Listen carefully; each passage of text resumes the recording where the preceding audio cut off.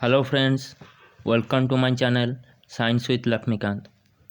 Physics के 1000 question series को आगे बढ़ाते हुए आज हम पार्ट 2 को डिस्कशन करेंगे। पार्ट 1 में हम 150 से भी ज़्यादा 50 क्वेश्चन को सॉल्व कर चुके हैं और आज 150 क्वेश्चन को सॉल्व करेंगे। तो चलिए शुरू करते हैं। और शुरू करने से पहले अगर आपको पार्ट 1 देखना है तो डिस्क्रिप्शन बॉक्स चेक कीजिए। तो चलिए शुरू करते हैं। Electromagnetic theory of light was proposed by, तो इलेक्ट्रोमैग्नेटिक थ्योरी किसने दी थी? ये जेम्स क्लार्क मैक्सवेल ने दी थी।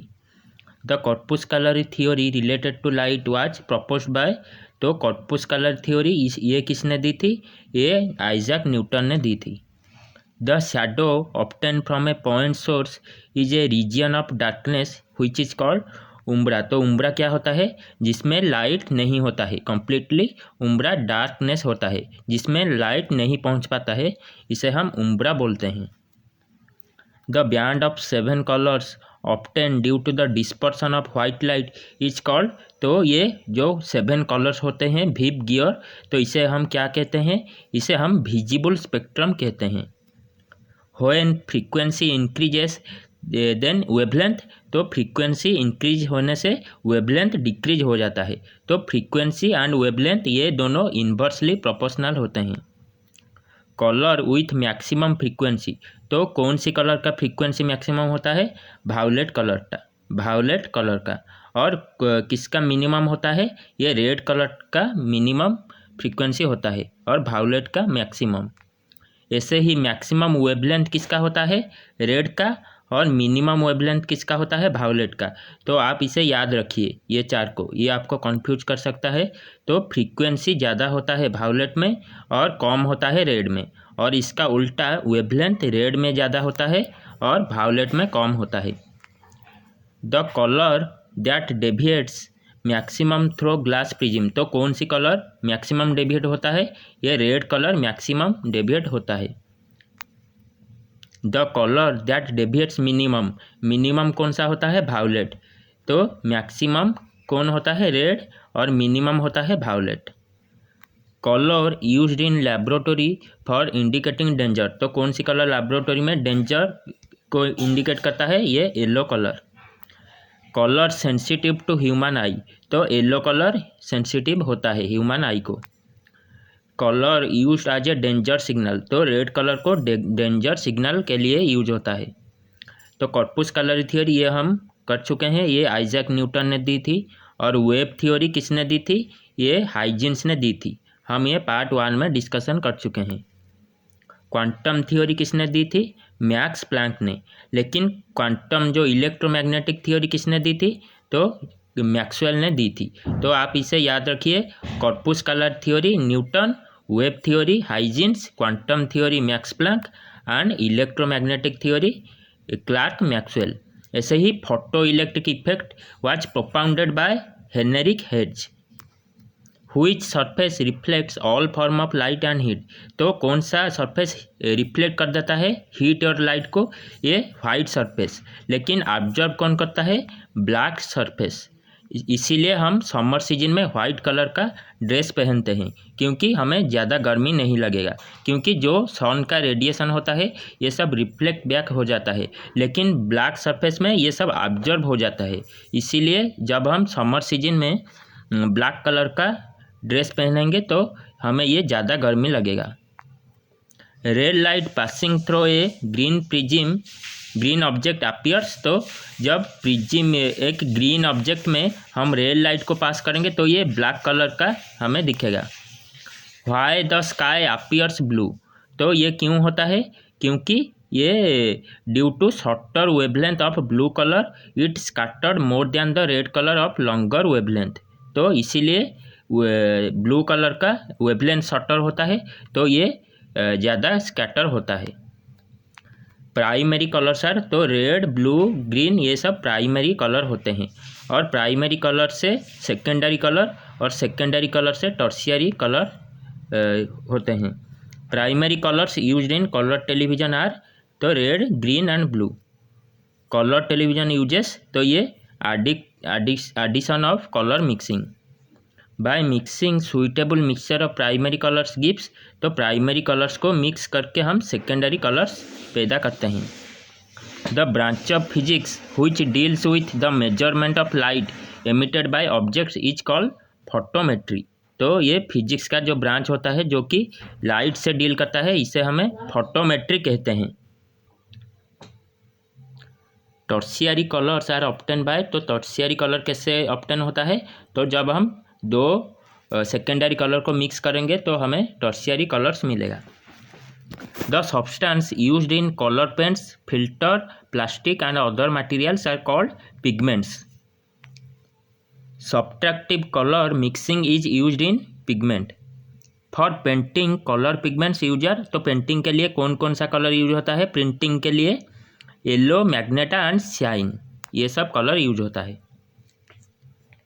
The light rays consist of small energy packet called, तो लाइट एनर्जी जो स्मॉल एनर्जी पैकेट को लेकर बनता है इसे हम क्या कहते हैं, क्वांटम कहते हैं।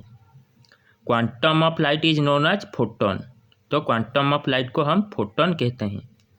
तो quantum theory was put forward by, तो ये किसने दी थी, मैक्स प्लैंक ने। Absorption of light of one wavelength by a substance and the re-emission of light of greater wavelength is called fluorescence. Emission of light in the visible region after absorbing certain electromagnetic radiation is called photocumulescence. Photo electric effect किसने दी थी, ये Heinrich hertz ने। Photo electric effect को किसने explain की थी, ये अल्बर्ट आइंस्टाइन ने। तो अल्बर्ट आइंस्टाइन को नोबेल प्राइज कब मिला था, 1921 में, फोटो इलेक्ट्रिक इफेक्ट को एक्सप्लेन करने के लिए। The law of photo electric effect was formulated bye, तो जो फोटो इलेक्ट्रिक इफेक्ट का लॉ होता है ये किसने दी थी, ये अल्बर्ट आइंस्टाइन ने दी थी। तो सोलर सेल किस प्रिंसिपल से ये वर्क करता है, ये फोटो इलेक्ट्रिक इफेक्ट से काम करता है। जैसे कि सोलर सेल में सब सेमीकंडक्टर होते हैं, ये जब लाइट इसमें फॉल करता है तो ये लाइट एनर्जी को इलेक्ट्रिकल एनर्जी में कन्वर्ट करता है। तो इसका प्रिंसिपल क्या होता है सोलर सेल का, photo electric effect. When a ray of light falls on a smooth surface and return to the same medium it is called, तो जब सेम मीडियम से लाइट फॉलो होकर सेम मीडियम में ये रिटर्न हो जाएगा तो इसे हमें रिफ्लेक्शन कहते हैं। लेकिन इसका उल्टा रिफ्रैक्शन होता है, जिसमें कि जो लाइट रे होता है इसका पाथ चेंज हो जाता है। An object which reflects all colour appears as, तो वाइट कलर क्या करता है, ये सभी कलर को रिफ्लेक्ट कर देता है। ऐसे ही जो सब कलर को ऑब्जर्व करता है ये कैसा दिखता है, ये ब्लैक कलर होता है। The bending of light when a ray of light travels from one medium to another, इसे क्या कहते हैं, रिफ्रैक्शन। लेकिन जो रिफ्लेक्ट हो जाता है सेम मीडियम को, इसे हम क्या कहते हैं, reflection. Snell's law is related with, तो स्नेल्स लॉ किससे रिलेटेड है, ये रिफ्रैक्शन से रिलेटेड है।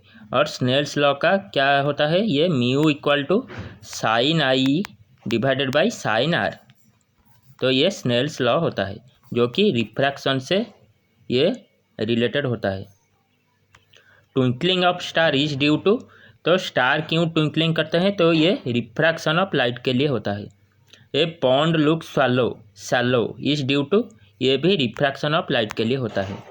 Stick appears to be bended when immersed in water is due to, तो जब हम पानी में एक स्टिक को डाल देंगे तो ये बेंड होने जैसा दिखता है, तो ये क्यों होता है, ये रिफ्रैक्शन के लिए होता है।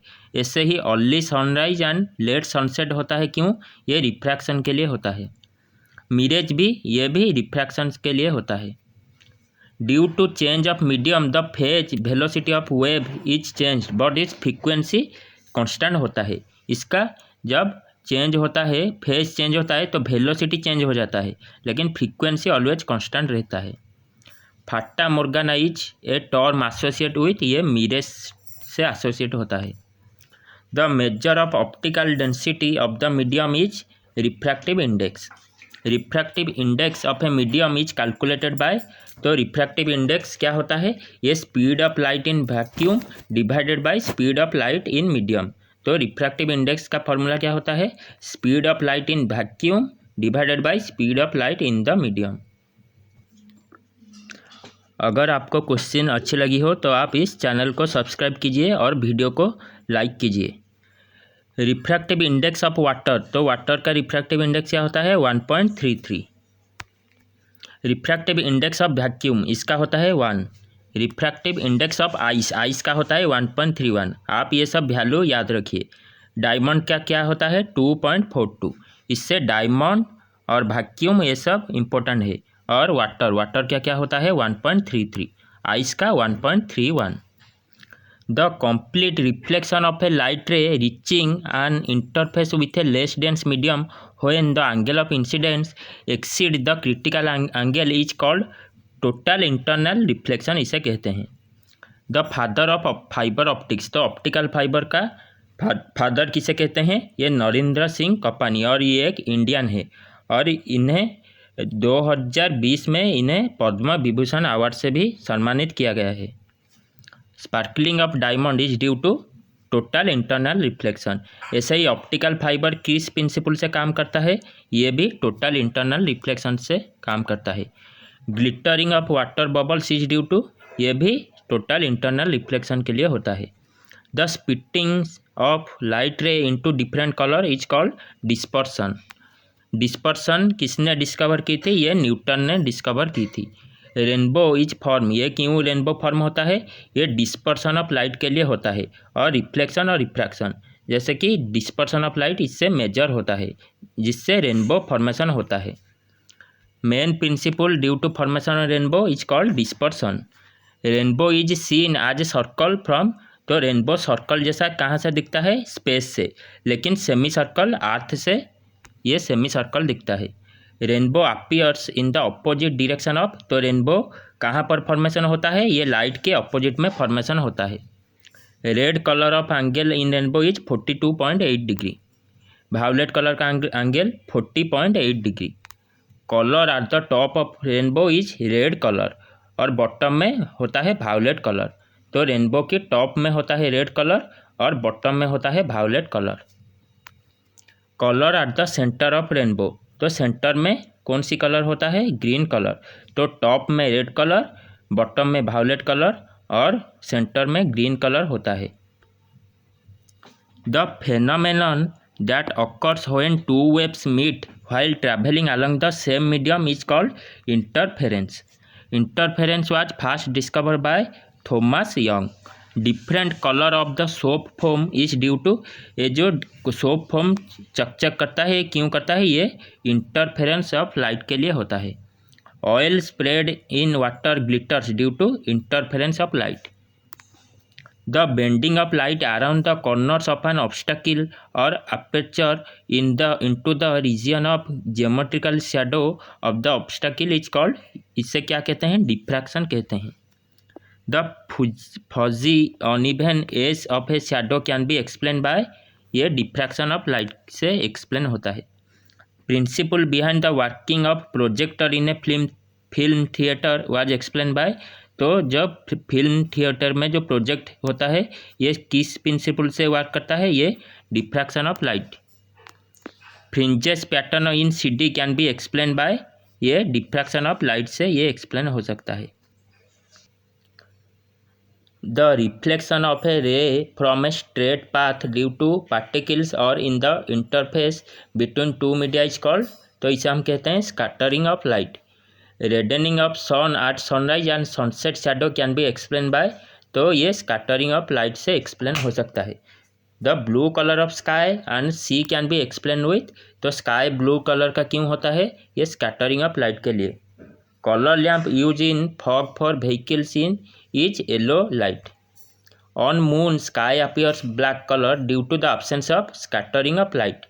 The scientist who first explained the blue color of light is Rayleigh. Railing scientist ने की थी और इसे क्या कहते हैं, रेलिंग स्कैटरिंग। तो ब्लू कलर ऑफ सी किसने एक्सप्लेन की थी, ये सीबी रमन ने एक्सप्लेन की थी। Scattering of light due to colloidal particles is termed Tyndall effect. Which mirror is used in as a shaving mirror, तो कॉन्केव मिरर यूज होता है सेविंग के लिए। तो रिफ्लेक्टर इन सोलर कुकर, तो सोलर कुकर में कौन सा मिरर यूज होता है? Concave mirror. Which mirror is used as a reflector in astronomical telescope, तो टेलीस्कोप में भी कॉन्केव मिरर यूज होता है। ऐसे ही शॉर्च लाइट, हेडलाइट, ये सब कॉन्केव मिरर यूज होता है। तो ईएनटी स्पेशलिस्ट ने और डेंटिस्ट ने कौन सी मिरर को यूज करते हैं? कॉन्केव मिरर को। Burning glass, which mirror is used as burning glass, तो concave mirror. Which mirror is used in torches, ये भी कॉन्केव मिरर। तो कॉन्केव मिरर डेंटिस्ट, ईएनटी और मिरर, हेडलैम्प और बर्निंग ग्लास, ये सब में कॉन्केव मिरर यूज होता है। टॉर्च, ये सब में कॉन्केव मिरर यूज होता है। और ऑटोमोबाइल का जो रियर व्यू देखने के लिए कौन सी मिरर यूज होता है? ये कॉन्वेक्स मिरर यूज होता है।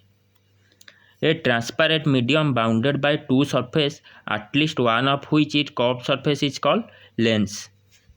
The lens thicker at the middle than in edges called convex lens. तो कॉन्वेक्स लेंस कैसा होता है? कॉन्वेक्स लेंस ऐसा होता है, कॉन्वेक्स लेंस। और कॉन्केव लेंस ऐसा होता है। तो ये थिकर होता है यहाँ से मिडिल में, तो इसे हम कॉन्वेक्स लेंस बोलते हैं। लेकिन जो लेस थिकर होता है इसे हम कॉन्केव लेंस कहते हैं। तो पावर ऑफ लेंस का यूनिट होता है dioptre. Power and focal length of convex lens is, convex lens का पावर और फोकल लेंथ पॉजिटिव होता है, लेकिन कॉन्केव का नेगेटिव होता है। इसे याद रखिए, कॉन्वेक्स का पॉजिटिव और कॉन्केव का नेगेटिव। और ह्यूमन आई एक कौन सी लेंस होता है? ये एक कॉन्वेक्स लेंस होता है। Image form in concave lens is virtual and erect. Concave lens में वर्चुअल और इरेक्ट इमेज फॉर्म होता है, लेकिन कॉन्केव मिरर में इसका उल्टा इमेज, रियल इमेज फॉर्मेशन होता है। कॉन्वर्जिंग लेंस को हम क्या कहते हैं? कॉन्वेक्स लेंस को हम कॉन्वर्जिंग लेंस कहते हैं। और डाइवर्जिंग लेंस किसे कहते हैं? कॉन्केव लेंस को डाइवर्जिंग लेंस कहते हैं। ऐसे ही कॉन्वर्जिंग मिरर को कॉन्केव मिरर और डाइवर्जिंग मिरर को कॉन्वेक्स मिरर कहते हैं, उसका उल्टा।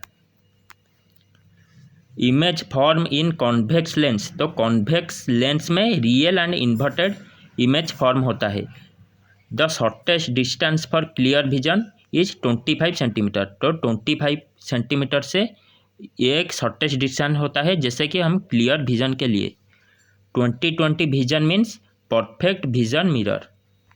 मायोपिया और short sightedness can be corrected by using concave mirror. तो मायोपिया जो होता है, इससे क्या होता है? जो चीज़ पाक में होता है ये सब दिखाई देता है, लेकिन दूर का ऑब्जेक्ट इसे नहीं दिखता है, तो कॉनकेव लेंस से ये करेक्ट हो सकता है। हाइपरमेट्रोपिया और long sightedness can be corrected by convex lens. Hypermetropia क्या होता है? इससे हम लॉन्ग डिस्टेंस ऑब्जेक्ट को देख सकते हैं, लेकिन शॉर्ट डिस्टेंस में जो होता है इससे हम नहीं देख सकते हैं, तो ये कॉन्वेक्स लेंस से ये करेक्ट हो सकता है। Both myopia and hypermetropia can be corrected by bifocal lens. astigmatism can be corrected by cylindrical lens. Presbyopia can be corrected by convex lens. ये सब याद रखिए।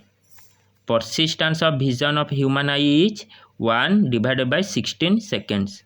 लेजर का फुल फॉर्म क्या होता है? Light amplification by stimulated emission of radiation. तो इसका फॉर्मूला होता है, इसका फुल फॉर्म होता है light amplification by stimulated emission of radiation. ये लेजर का फॉर्मूला होता है। और लेजर किसने डिस्कवर की थी? थियोडोरो माइमैन ने ये डिस्कवर की थी 1960 में। तो मेजर का फुल फॉर्म क्या होता है? Microwave amplification by stimulated emission of radiation. तो लेजर में लाइट होता है और मेजर में माइक्रोवेव यूज होता है। तो लेजर का होता है लाइट एम्प्लीफिकेशन एंड मेजर का होता है माइक्रोवेव एम्प्लीफिकेशन। तो मेजर किसने डिस्कवर की थी? ये एच टाउन्स ने डिस्कवर की थी। तो राडार का फुल फॉर्म क्या होता है? Radio detection and ranging. Radar का होता है radio detection and ranging. Radar किसने डिस्कवर की थी, इन्वेंट की थी? Albert Taylor and C Young ने डिस्कवर की थी, इन्वेंट की थी। The phenomenon of confining the vibration of a transverse to a particular direction is called polarization. A natural polarizing material is tourmaline. ये सब नेचुरल पोलराइजिंग मटेरियल होते हैं। Brewster's law is associate with, तो Brewster law किससे associate होता है? ये polarisation of light से एसोसिएट होता है। A change in frequency of light wave when the source of the observer moves with respect to one another is called Doppler effect. High pitch of the siren of an approaching ambulance which passes an observer is due to Doppler effect. The pattern of arrangement of different types of electromagnetic radiation in the order of increasing wavelength is called electromagnetic spectrum. Maximum wavelength of electromagnetic wave is किसका ज़्यादा wavelength होता है? Radio waves का। और communication satellite में कौन सी wave use होता है? Microwave. Electromagnetic waves with shorter wavelength X-ray, तो रेडियो वेव्स का सबसे ज़्यादा होता है और एक्सरे का वेवलेंथ सबसे कम होता है। Soft X-ray and hard X-ray, ये एक्सरे का दो टाइप होता है, सॉफ्ट और हार्ड। एक्सरे किसने डिस्कवर की थी? ये रोंटेनजेन ने डिस्कवर की थी। Rays use to study internal atomic structure of crystal, ये एक्सरे यूज होता है। Rays appear to be originated from outside the earth is called cosmic rays. Cosmic rays किसने डिस्कवर की थी? ये विक्टर हेस ने। इंफ्रारेड किसने डिस्कवर की थी? विलियम हर्शेल ने डिस्कवर की थी। Heat rays transmitted by sun is infrared. TV remote में कौन सा रेज यूज होता है? इंफ्रारेड। फोटोग्राफी के लिए, डिस्टेंस फोटोग्राफी के लिए भी इंफ्रारेड यूज होता है। Heat of sun is due to infrared rays. The electromagnetic radiation with wavelength ranging from 10 nanometer to 380 nanometer is called ultraviolet rays. The rays used for identifying the counterfeit currency is ultraviolet ray. और ये 300 number question, the rays use to feel inside the tubelight is ultraviolet rays. तो चलिए आज हम 300 question को discussion कर चुके हैं पार्ट 2 में, और इसका पार्ट 3 में और भी 150 क्वेश्चन को डिस्कशन करेंगे। अगर आपको क्वेश्चन और वीडियो अच्छा लगा है तो वीडियो को लाइक कीजिए और चैनल को सब्सक्राइब कीजिए। आज के लिए इतना ही। जय हिंद, जय भारत।